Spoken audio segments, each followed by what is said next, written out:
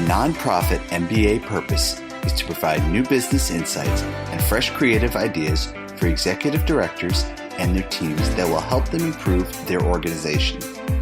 Here is your host, Stephen Halasnik. Welcome, everyone. My name is Stephen Halasnik, and I will be your host for the Nonprofit MBA podcast for today. I am the co-founder, for those of you who don't know me, I am the co-founder of Financing Solutions. We've been around for 14 years. We are the leading provider in the United States for lines of credit for small nonprofits. And if you're interested in learning more about a line of credit for your organization, please visit our website at nonprofitmbapodcast.com. Today, I am very excited to be speaking with Howard Levy from Red Rooster Group. And Howard is the president of Red Rooster Group, and he's been helping nonprofit organizations overcome hurdles and inertia to wake up their brands and achieve their missions. He's been doing this for decades. Right out of college, he founded one of the first marketing agencies focused specifically on the needs of the nonprofit sector. And in the three decades since, he's helped hundreds of organizations across a range of causes to revitalize their brands, shore up their marketing, and raise millions for their organizations. Howard, welcome to today's Nonprofit MBA podcast. Thanks, Stephen. Happy to be here. So today's topic, what we're going to be talking about is how nonprofits can keep their brands relevant. So let's specifically dive into this topic, and that is, let's say you already have a brand that you have kind of worked on. What usually goes involved in taking that brand and saying, you know what, we need to do a revamp of it because maybe it's not relevant anymore, or maybe our organization has changed. What goes into that process? Yeah, well, we could start even with the reasons that nonprofits want to revitalize their brands, and you've kind of alluded to some of them, but most of the work that we do is with organizations that have been around for a period of time, whether it's 40 years or 100 years. So one was even 185 years. Missions change over time. So services change to reflect new realities, might be new populations being served, new models, that are being rolled out, new philosophies and approaches as organizations learn more. So there's this just whole idea of realigning the mission to group everything in the organization under one brand. And, often groups are going off into different directions or new services. We work with a large organization, in fact, and we were doing focus groups with one of the divisions, and they were saying, well, that group does this, we do this. And by using kind of language of they do this as opposed to we collectively, they're creating a separation within the organization. And they, in fact, were even referring their own clients and their division out to another organization rather than within the organization, because they weren't fully aware of all the things that their own organization even does. So that idea of creating a cohesive message and educating everyone about what that means to align around one vision, one goal is really important. Often it could be expansion. Organizations want to expand beyond the territory that they're in. They want to grow nationally. They even want to grow internationally. And so that will prompt them to say, how do we refocus? What's the market research that's needed to understand our perception of our brand and our organization, in those other markets? And it could be variable. Some they could have positive reputation or be known for one particular thing in one area and be known for something else or largely unknown, in another area. So those are some of the reasons. It could be national alignment also of organizations that have many chapters. A national organization or international organization has chapters, and they're using the brand name, whether they're part of the organization or they're independent 501c3s. Those chapters that kind of share, the name of the parent organization. May have be using their own logos though, and their own message and their social media, their websites, they're, may be very misaligned with the national. So you're losing an opportunity to have that cohesiveness and kind of maximize the impact that you can have collectively if you're kind of operating, under one brand auspice. So how many times have you gone into a consulting assignment where you're working with them on the brand, and they realize with the work that they've been doing with the brand that their mission is outdated and not relevant anymore. Like things have changed. Sometimes I think people have changed their mission, or they've kind of, made a change in the mission, and then they say, oh, well, the brand needs to change too. The branding, the logo. And, I think the logo redesign usually starts all this. But is it the chicken or the egg, that comes first? Yeah, I mean, it's a good question. Often organizations will come to us with, the visual identity will drive it. This has just been outdated. It's not working. There's no cohesion. If you look at all materials, they're all totally different. The fonts, the colors, the look, or the logo is just, outdated, and clunky and doesn't work in digital media. It's hard to reproduce. It doesn't have animation, all those things. But mostly, more fundamentally, is there's some inflection point to say we could be doing a lot better strategically. And those things that I told you about is hindering fundraising. If donors don't know who we are, our message is muddled because our mission might be a little muddled. Our vision is not as crisp as it can be or as inspiring. Our people are not delivering that. In the programs, they're doing great work, but we're not, aligned around what we're saying as a whole. People are saying one thing here and one thing here, and so you're missing, that opportunity. Or those other things, the growth into other areas of market expansion, things like that. So usually there's more of a strategic need, and then it filters down to the visual identity. It'll filter down to the name. Often the name, it may not still be relevant anymore. Things change. Words are outdated. We don't use geriatric, anymore. Or in the disability space, there's a lot of that kind of change. Maybe serving different populations. It says, Youth Society of Atlanta. We're no longer just youth. We're no longer just in Atlanta, and society seems like an outdated word. So let's, come up with something that's going to deliver our mission, and inspire donors. And on the other side of it, help people to find our services. If we're providing services in a community or a national area, the language that's used in the brand and in the name has to attract people. It has to not be patronizing. In the language that was used when it was set up, 50 years ago, times have changed. So some of those things may need to be readdressed.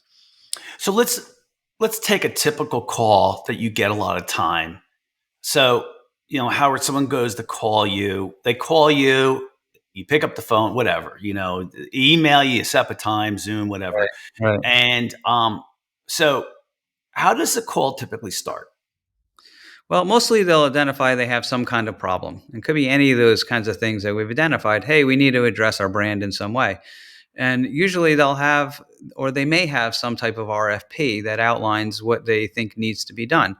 Sometimes that is good and clearly articulated and strategically grounded. They know they need to do some research and not just jump to the prescription of, hey, we need, new messaging, or we need to update our logo, or some more specific things. That's a good sign if they indicate that there's an openness to diagnosing the problem correctly, because often it's much deeper than they think, or that they were willing to admit, or they can understand, themselves.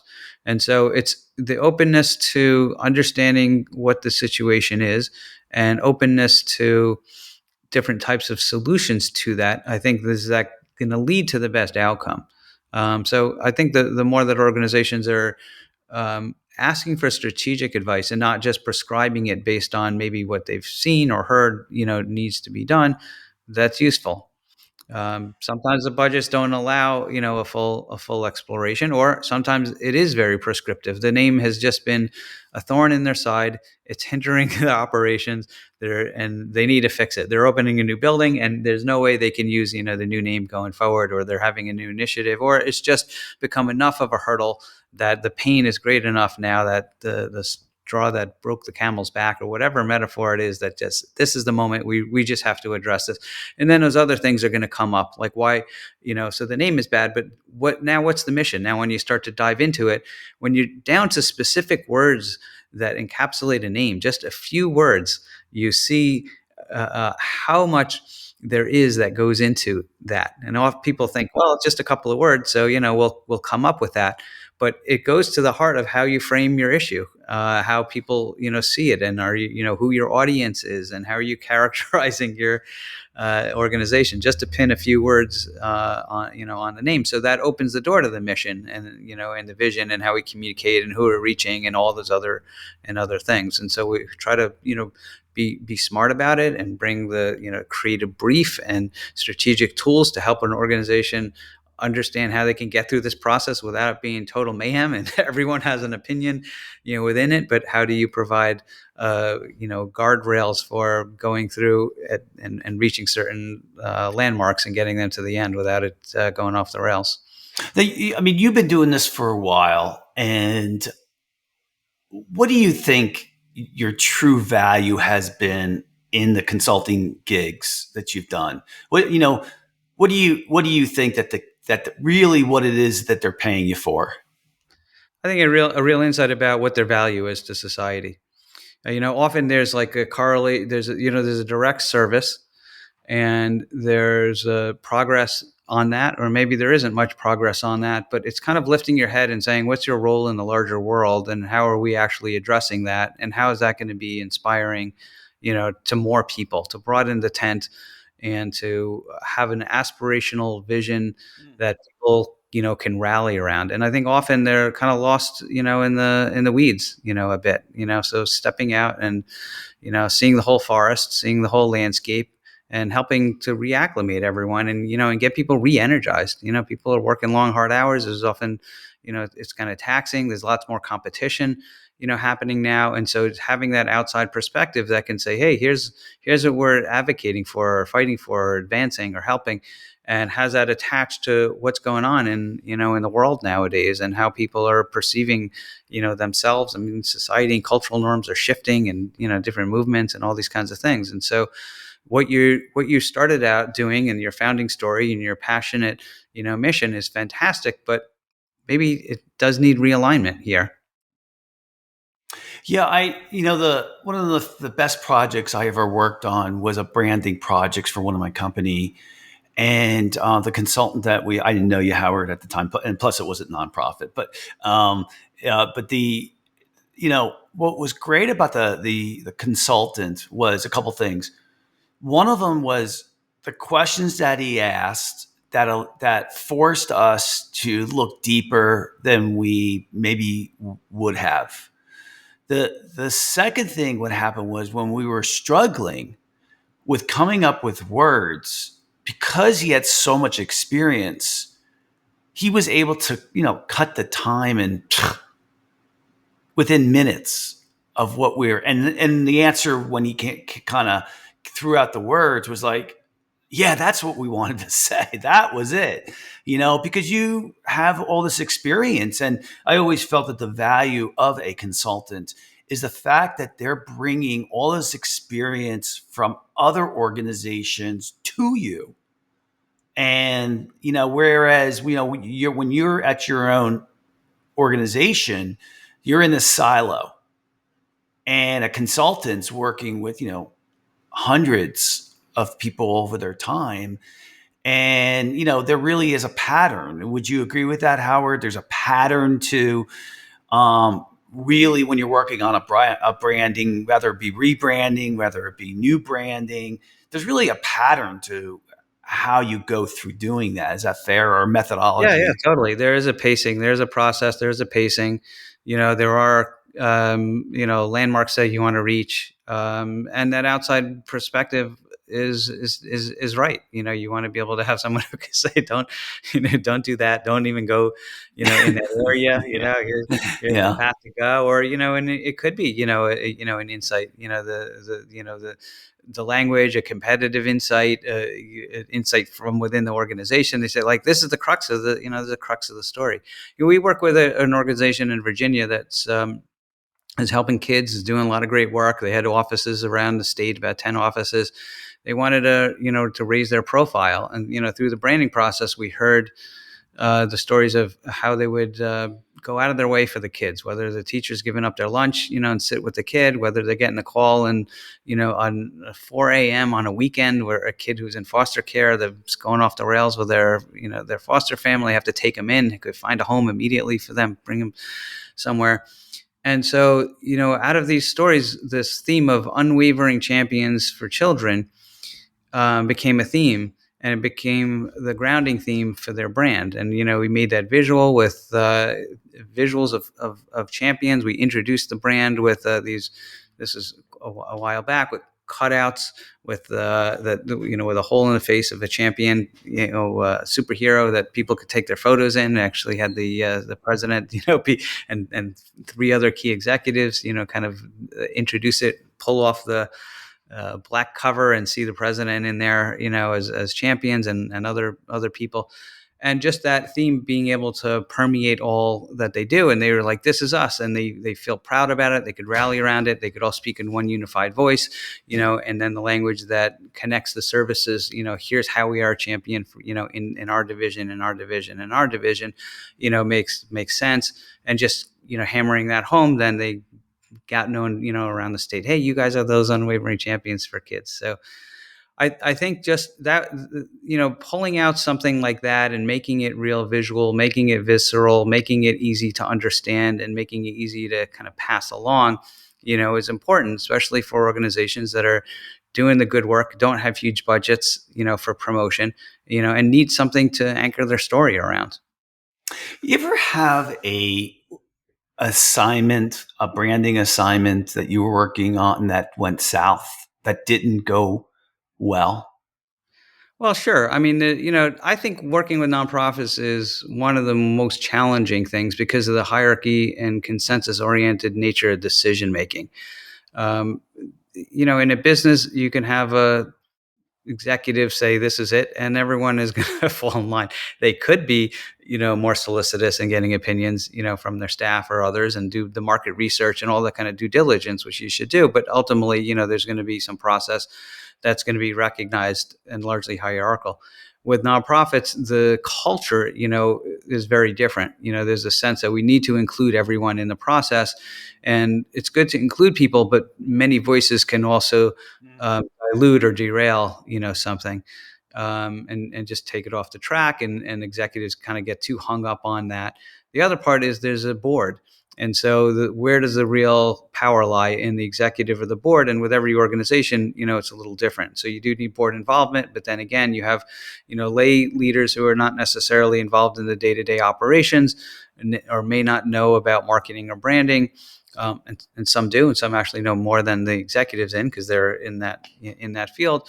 So you have this interesting constellation of parties that you need to keep aligned, and not necessarily always with the same interests. And people on the board have different affinities for the organization. One parent might have like a kid who has the issue the organization's addressing, so they feel very emotionally attached to the cause, and this is the organization and the brand and the logo and all the stuff that when they were getting the services, and so they're really attached. And you may have new people who are like, that's just stuff's outdated, that the other person doesn't see, and and move ahead. So bringing all those groups into alignment. So yes, to answer your question, things have not always come out in the most ideal way. At the end, you make compromises along the way, and you try to find the best solution that you can get passed through through the organization's decision making structure. Do you think it's, I don't know if you're in a position to say this, but do you think it's a mistake that leaders of nonprofits are too inclusive of other, you think it's a mistake that they try to get too many people on board? They don't make the decisions themselves. They're consensus builders too much. Yes. The short answer. The longer answer is, look, you need to do a certain amount. You need to include people. You need to have clear communication. Look, people are there because of the mission. They care, they want to, not because of the salary and the perks and all the other prestige and all that. Yeah. So, you can't be dismissive of that. And that's part of, the culture. And also another part of the culture is generally, we'll call them adapters versus innovators. It's a culture of incremental change, of keeping things the way it is and status quo, and not just throwing the everything out and disrupting and and starting again. So the culture is kind of aligned toward stagnation in some way and incremental improvement. So you can't just, it's hard to kind of just say, everything you're doing is wrong, here's the new way. You have to kind of bring people along, especially if they're going to be stakeholders in, they're leaders of chapters, or they're part of, they're on the fundraising team. They have to go out and use the message to solicit money, or had a program to bring people in, or whatever it is. So but at the end of the day, someone needs to make a decision, and you can't get wired too much. Usually it's a board vote, though, on big things, and use a smaller committee that's going through this and getting the input, and then make a recommendation to the vote, make a good case, for what you want, and have the board, vote on it, and do the work of getting the votes kind of, ahead of time, showing and selling, and, and people shouldn't be surprised. They have to be brought along in the process. Yeah. Understand how we arrived here. We proposed 3 things. We tested this one. Here's what they said. We advanced that. We refined it. We tested more. So the arrival of that should be fairly evident and easy, to approve, because you've shown the steps. If you haven't shown all those steps, then it becomes more of just an opinion, like, oh, I like that and I like that.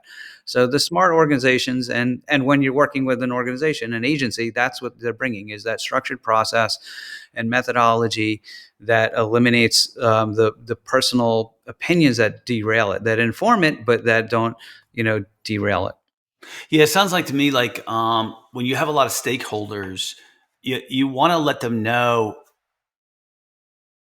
as much as you can the progress as you are going, so that it's a build up to the final deliverable.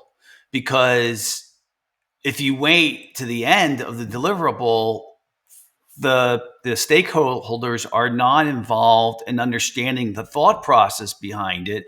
Plus, you don't want to get hit with a curveball of them saying that's not even close to what we do, right? That's exactly right. So I get it. You kind of want to let them know so that they can, either one, say, okay, I see your thought process here, or two, where they say, they can tell you, no, you're going in the wrong direction, and you don't waste all this time. Fair enough.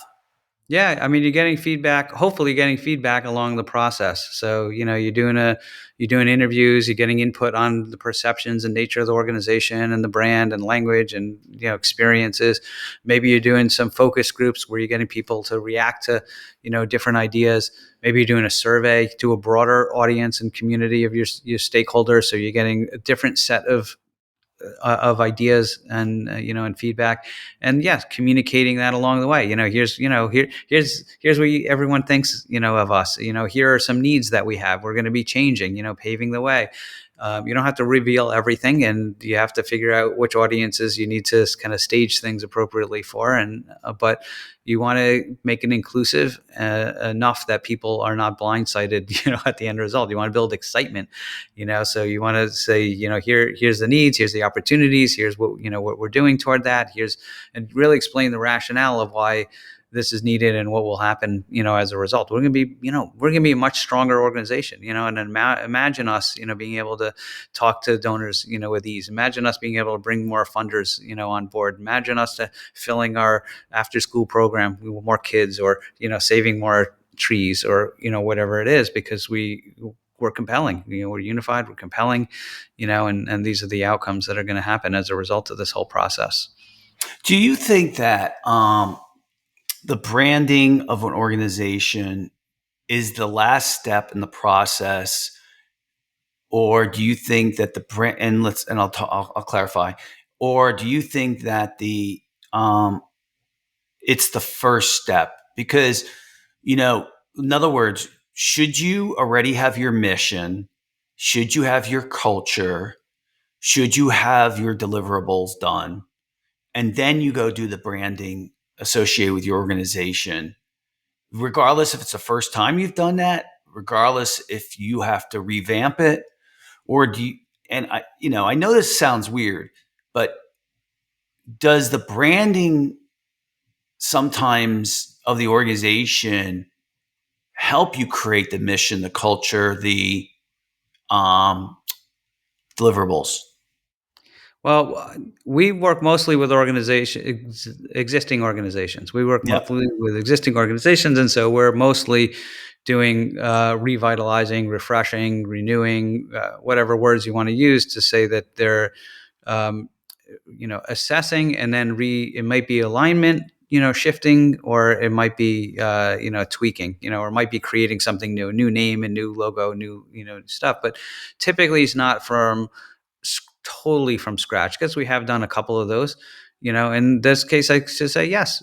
It should start with an agency that could do the research for you. Yes, you've identified a problem. You've written a mission statement. Whether you have a logo or whatever is a little bit beside the point. It's really about how you're going to accomplish that mission. How are you going to raise the money, in your area? How are you going to show donors that you're delivering on the program? How are you actually delivering, results? How are you measuring your impact, in your results? And what does that say? And that should go into the language then that you're using, and it should go reflect into the logo and the visual identity and all the places that's used. And more so nowadays, it's a two-way street. It's like your brand is really the reputation that you have based on the experiences that people are having. So, are you actually doing your job well, and are people appreciative? And that's going to show through on social media and your videos and the things that people are interacting with, every day. So it's not just like you bake it in one time and that's it. You have to be a living, breathing organization that's constantly reflecting, that's constantly taking in stakeholder information and sentiment, and understanding kind of people, is the tone shifting on your issue, or your cause, and how do you keep refreshing, slight tweaks and refresh, and being responsive, as an organization. So I hopefully I don't throw you for a loop on this question, and that is, when you look at Red Rooster Group, in a few words, what would you say your branding, your tagline, what do you represent? Well, we started Red Rooster Group to wake up brands. Our tagline is "Wake up your brand, catalyze your fundraising," and those two are integrated, because in order to fundraise, you have to represent something. You have to have a clear mission and some aspirational goal, and you have to be communicating that clearly and compellingly. Otherwise, you're not going to get much traction. And so, when I started this business a long time ago, there were not many other agencies, doing this. And I saw the need for working with these smaller and mid-sized organizations. Yep, there's large agencies and big ad agencies do pro bono, work. But really, the mass of organizations that are doing the hard work, that's lifting up society, filling in all the gaps, and helping to create cohesion and push us forward, were largely unrecognized. I mean, now, 30 years later, there's twice the number of those organizations. There's about 1.5, 1.6 million, nonprofits. There are some that are those brand names at the $1 billion, the Red Cross and Salvation Army, have March of Dimes, some brand names that people know of course. But the vast, vast majority are these small, and mid-sized organizations that are just out there, doing a great job in all spheres of influence, but not really getting the recognition they deserve. They're not covered in the newspaper. We have businesses are covered, and there's Wall Street Journal and papers and Dow Jones. We look at the business world as a barometer of society, but we don't look to nonprofits. But it's 11% of the GDP, or I should say, it's about 9% GDP. I think 11% of the workforce.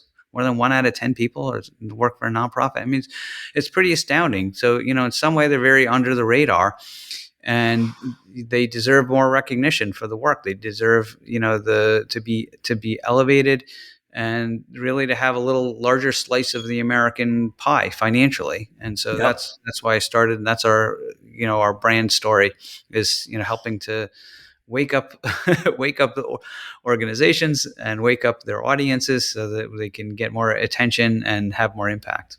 It's a good tagline. It's interesting. As soon as you said that, to me, it clicked.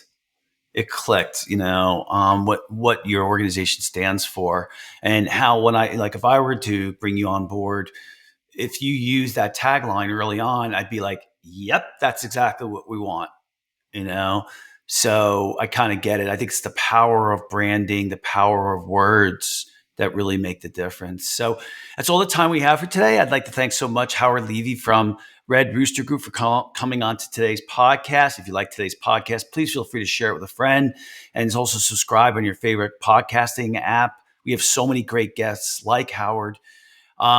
If you like today's podcast or any of the other ones, please give us a 5-star review. It really helps us get the word out. And if you're looking for a line of credit, please feel free to visit our website at nonprofitmbapodcast.com. Howard, if anyone wants to get in touch with you, how would they go about doing that? You can visit our website at redroostergroup.com. And you can also find me on LinkedIn. It's Howard Adam Levy, and you'll see me attached to Red Rooster Group. Thanks for coming on. Thanks, Stephen. So I just want to remind everybody, I know everybody who listens out there is, you're doing all the hard work of trying to solve world problems, solve local problems, United States problems, world problems. And I really want to thank you for that. I know Howard does too. I just want to remind everybody that solving world problems is a marathon. It's not a sprint. And you are no value to your employees, your cause, your family if you don't take care of yourself first. Every day you need to think about, what do I need to do today to take care of myself first, regardless if it's exercising, meditating, praying, taking some time for yourself, whatever it is that kind of gets your juices going, because burnout is real. So, and we need you. So thank you for what you're doing. And just remember to take good care of yourself. Other than that, I want to thank you for listening to the Nonprofit MBA podcast, and I wish you the best day.